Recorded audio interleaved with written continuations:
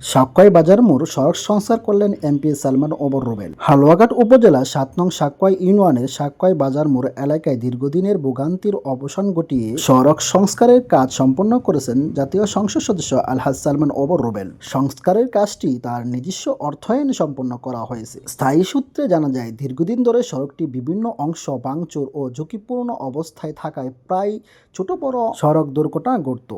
ফলে পথচারী, ব্যবসায়ী ও যানবাহন চলাচলের দুর্ভোগ পোহাতে হতো। বিষয়টি স্থায়ী জনগণের নজরে আসার পর দ্রুত উদ্যোগ গ্রহণ করেন সংসদ সদস্য সালমান ওমর রুবেল।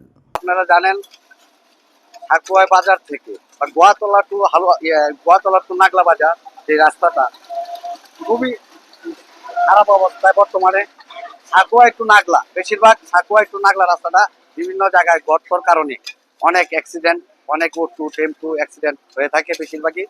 কিছুদিন পূর্বে এই রাস্তা দিয়ে আরেকটি রাস্তা উদ্বোধন করার সময় জনাব বর্তমান এমপি সাহেব, নবনির্বাচিত এমপি সাহেব জনাব সালমান ওমর রুবেল সাহেব কিছুদিন আগে একটা বিলডুরা বাজারে রাস্তা উদ্বোধন করেন। সেই সুবাদে যাওয়ার সময় তার চোখে পড়ে। এর পাশাপাশি আমাদের সাকুয়াই ইউনিয়নের ইলিয়াস সাহেব, উনি তাদেরকে রিকোয়েস্ট করেছিল।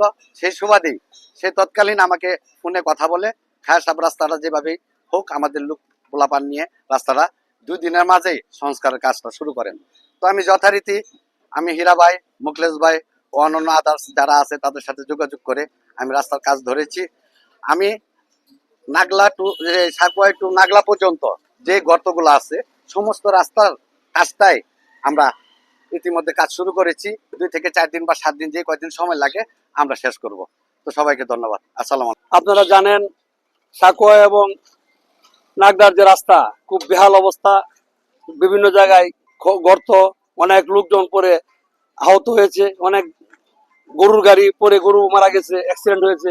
এই রাস্তার অবস্থা খুব বেহাল। আমাদের জাতীয় সংসদ সদস্য জনাব সালমান ওমর রুবেল সাহেবের দৃষ্টিগোচর হয়েছে। ওনার নির্দেশেই আমরা এই রাস্তার সংস্কারের কাজ করছি এবং আমরা আসছি এখানে সহযোগিতার কাজ করছি।